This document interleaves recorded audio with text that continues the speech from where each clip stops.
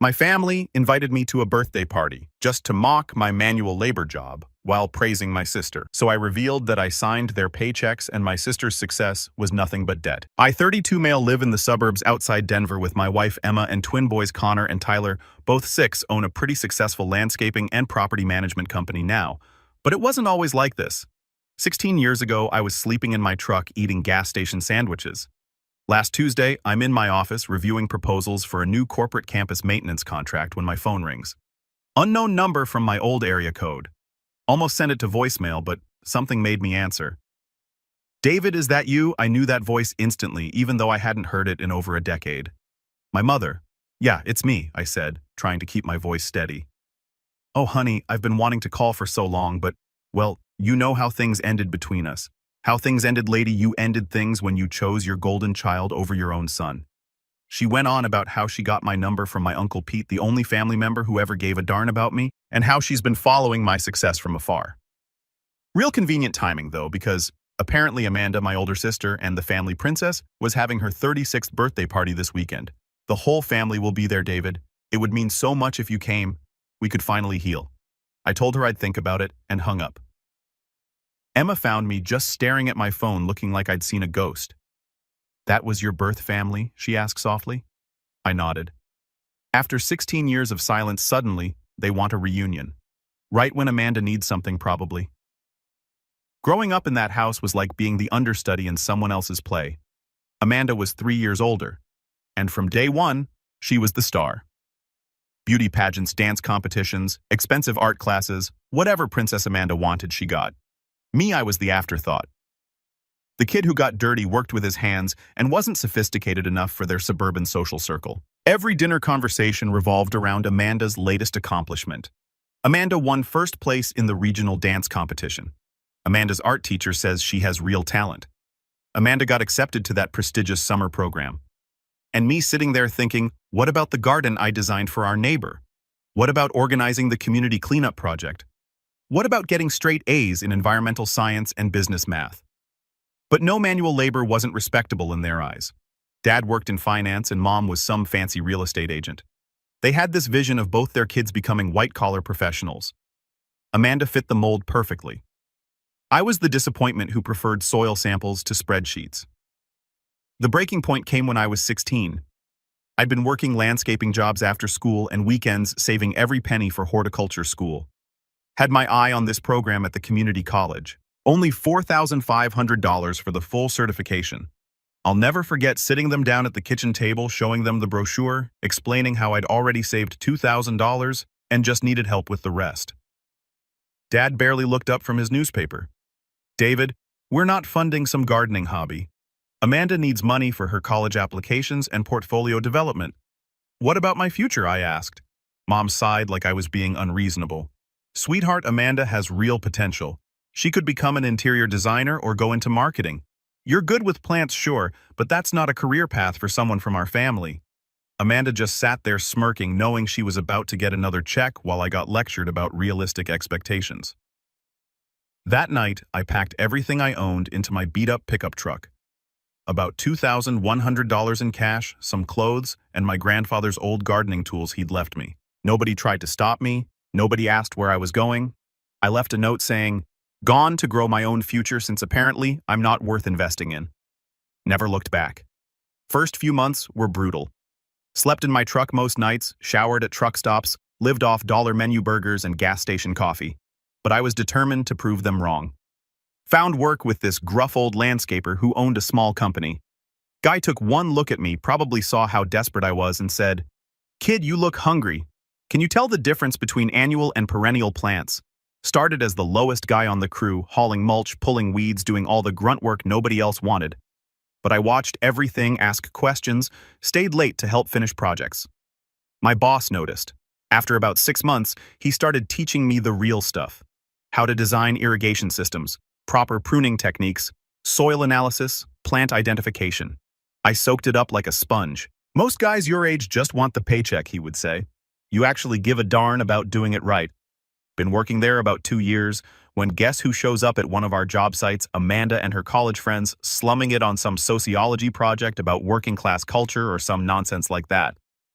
I was up on a ladder trimming oak trees when I heard that familiar laugh. Looked down, and there she was, designer jeans and all, pointing up at me while her friends giggled. "Oh my God, that's my little brother!" she announced loud enough for the whole crew to hear. "Still playing in the dirt, I see."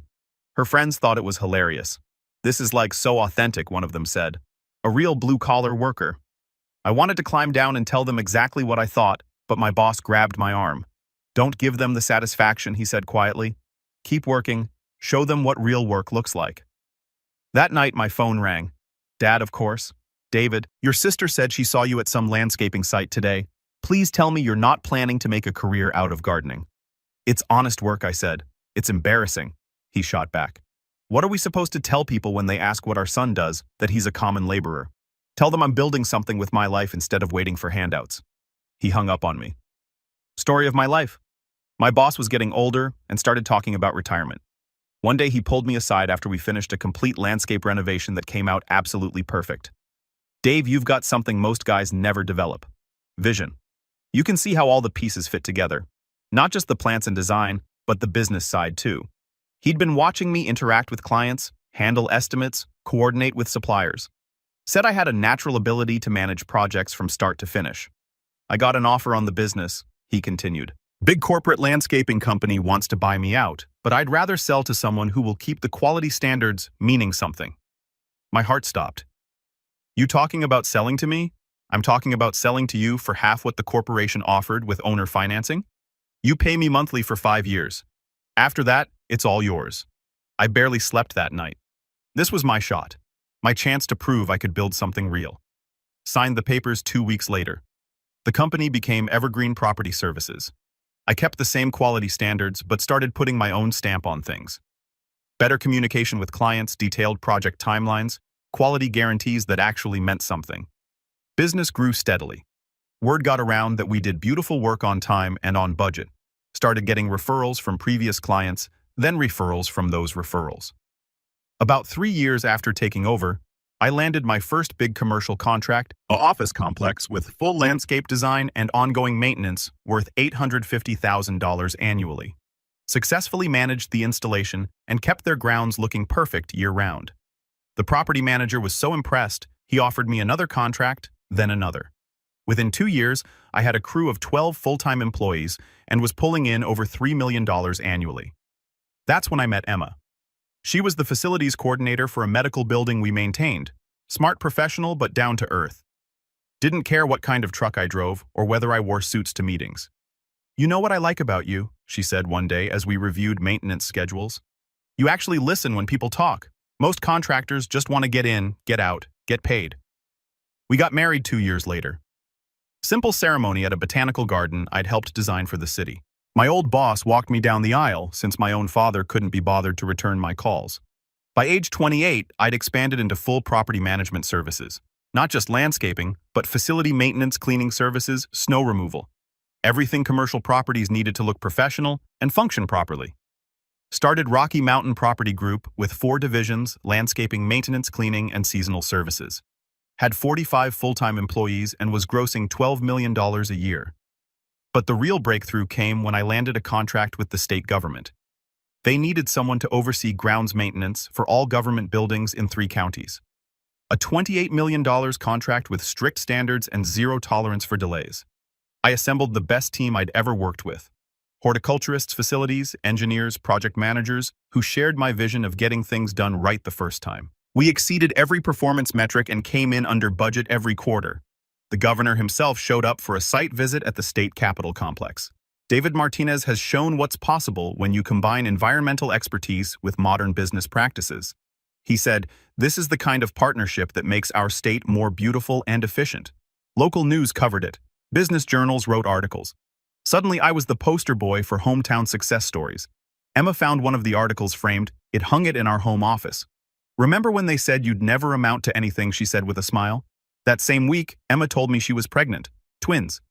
Connor and Tyler arrived healthy and perfect. And for the first time in my life, I understood what it meant to have a real family. But success has a way of attracting attention from people who ignored you when you had nothing. Which brings us back to that phone call. After talking it over with Emma, I decided to go to Amanda's party. Not because I forgave them, but because I wanted them to see what they'd thrown away. "Are you sure about this?" Emma asked. "They hurt you pretty badly." "I'm sure." I said it's time they learned what their choices cost them. So that Saturday evening, all four of us drove to Amanda's new house in the fancy part of town. Big colonial circular driveway, the works. Clearly someone had been financing her lifestyle pretty well. We walked in and heads immediately turned. Same faces from childhood parties and family gatherings, all looking at me like I was some kind of curiosity. My mother rushed over, arms outstretched. "David! Oh my goodness, you came! And this must be Emma and the boys." Amanda emerged from the kitchen wearing a designer dress that probably cost more than most people make in a month. Still the center of attention, still soaking up compliments from relatives about her sophisticated taste and artistic vision. When she saw me, her expression shifted slightly. Not quite hostile, but definitely calculating. "Little brother," she said, loud enough for everyone to hear. "Look at you all cleaned up. I bet you don't even get your hands dirty anymore, do you?" The room chuckled. Same old dynamic. Amanda gets the laughs. Dave gets put in his place. But then she kept going. "I mean, we all wondered what happened to you after you ran away from home. Mom said you were doing some kind of landscaping work. That's so authentic, very outdoorish." More chuckles. I could feel Emma tense up beside me. "Must be nice having such simple work," Amanda continued. "Really warming up now. No stress, no real responsibility. Just show up, plant some flowers, collect your paycheck." I honestly envy that sometimes. My interior design consultancy is so demanding, dealing with high-end clients who expect perfection. She paused for effect, swirling her glass. "But hey, someone has to do the manual labor, right? Not everyone can be management material." The room went quiet. Even by Amanda's standards, that was pretty brutal. But instead of getting angry, I smiled, reached into my jacket pocket, and pulled out my business card. Premium cardstock, embossed logo. The works. "Amanda, I think you dropped this earlier," I said, handing it to her. She looked confused, but took the card. Her expression changed as she read it. "Rocky Mountain Property Group," she read aloud, voice getting quieter.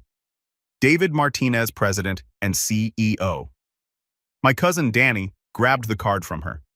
"Dude, is this real?" He pulled out his phone, started typing. Within seconds, his eyes went wide. "Holy cow! Dave, you're all over Google. Local landscaper becomes multi-millionaire businessman. Rocky Mountain Property Group wins largest state contract in history. This says you employ over 150 people." The room erupted, everyone talking at once, pulling out phones, searching my name. My mother looked like she'd seen a ghost. "But Amanda!" Amanda went full entitled princess mode, while she said, voice dripping with fake sweetness, "Isn't that just wonderful? Little Davy found a way to make money off manual labor? How resourceful." I should probably mention something I found out later that evening. Amanda's successful interior design consultancy. Complete nonsense. She'd been living off mom and dad's money for years, racking up credit card debt and bouncing from one failed business venture to another. The fancy house, mom and dad's name on the mortgage, the designer clothes, credit cards, the whole sophisticated lifestyle funded entirely by the same parents who couldn't spare $2,500 to help their son get an education. But I'm getting ahead of myself. After the initial shock of everyone discovering my actual success wore off, Amanda tried to regain control of the narrative. "You know, David, I always knew you had potential," she said, clearly lying. "We should really connect more often. I mean, we're both business owners now. Maybe we could collaborate on some projects." I looked at her for a long moment, then I stood up. "Amanda, can I talk to you privately for a minute?" She nodded, probably thinking she could work some angle. We stepped out onto the back patio where we couldn't be overheard. "I need to tell you something," I said quietly. "About 3 months ago, the city put out bids for the new Civic Center landscape design, mixed-use spaces, public gardens, $47 million project." Her eyes lit up. "Oh my God, that would be perfect for my consultancy. We could—" "I won the bid?" I interrupted. "Work starts next month." She stared at me, not understanding. "Amanda, I employ 200 people now. I own the largest property services company in the tri-state area. I just bought a mountain cabin that's worth more than mom and dad's retirement fund. And you know what the best part is?" I leaned closer. "I'm hiring subcontractors for interior work on that Civic Center project. Had 3 different firms submit proposals. Guess whose company didn't even make the list?" Her face went white. "But hey," I continued, "maybe you could apply for one of our entry-level positions. We're always looking for good people. Starting wages $18 an hour, probably more than you're making now from whatever trust fund Dad set up. I walked back inside, leaving her on the patio looking like she'd been slapped. The party continued, but the energy had completely shifted.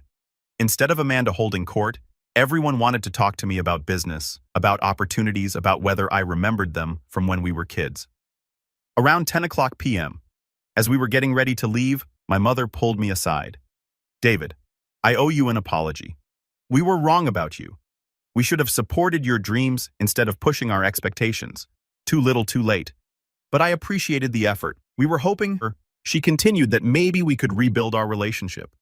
Amanda's been going through some financial difficulties lately, and with your success, perhaps you could help family get back on their feet." And there, it was the real reason for the reconciliation attempt. "Mom," I said gently, "Amanda had 16 years to build a relationship with me. She chose mockery instead. You and Dad had 16 years to show you cared about my success. You chose silence instead." "But we're family," she protested. "No," I replied. "Emma and the boys are my family. The people who work for me and trust me to make payroll every week are my family. You're just people I used to know who happened to share some DNA."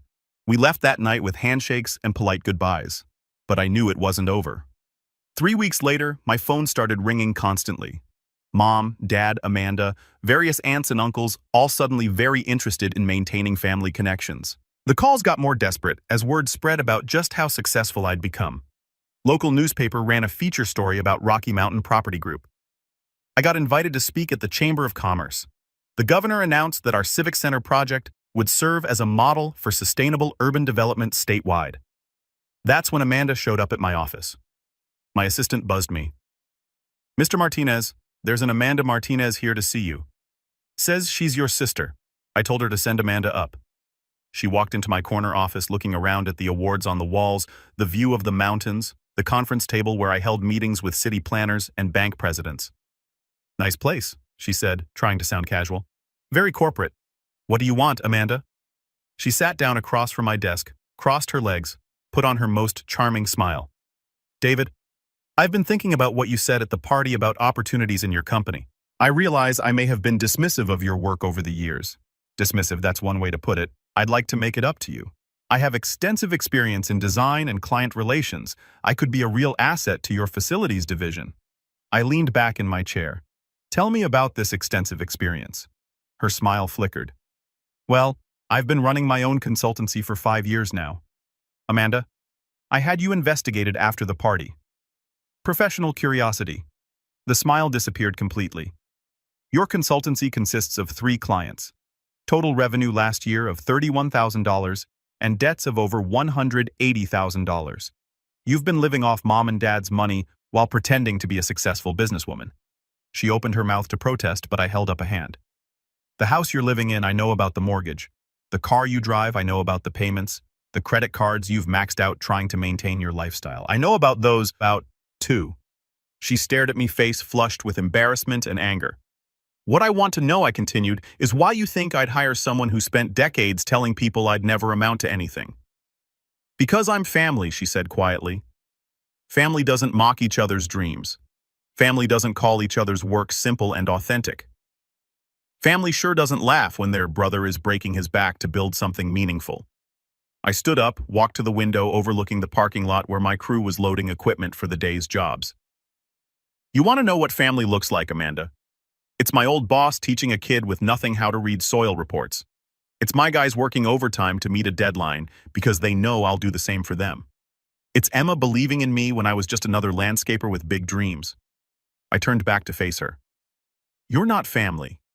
You're just someone who wants something from someone you spent years looking down on."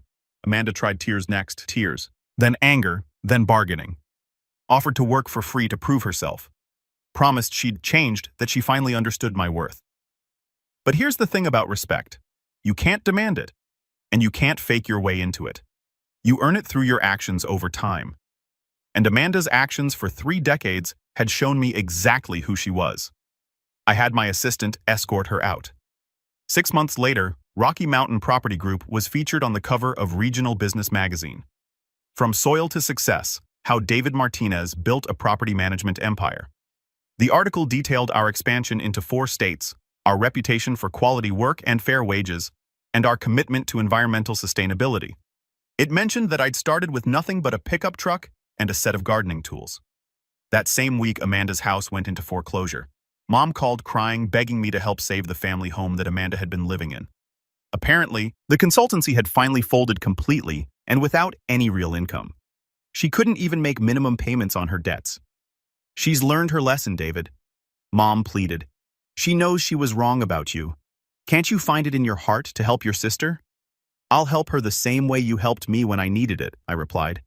I'll tell her she should have made better choices and hang up.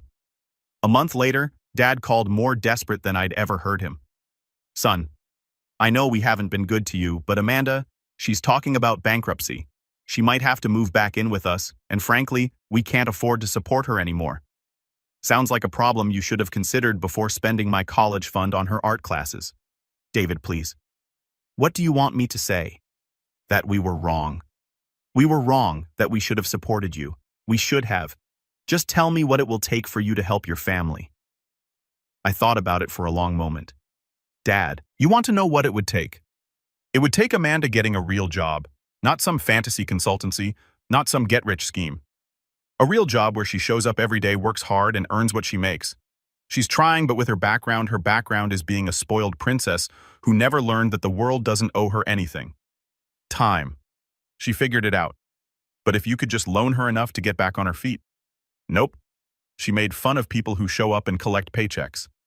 Remember? Well, now she gets to find out what that's actually like. I hung up and went back to reviewing plans for our next project, a university campus that would bring 300 jobs to a struggling part of the state. Real work that actually mattered. This is where it gets really good, Reddit. Last month, I got a call from one of my project supervisors on a residential maintenance contract. Good guy. Been with the company for 8 years. Knows his stuff. Boss, I got a situation here. Woman showed up looking for work. Says she has experience in design. Willing to do anything. Problem is, she's asking for management wages but doesn't know the difference between annuals and perennials. What's her name, I asked? Amanda Martinez. Wait, Martinez.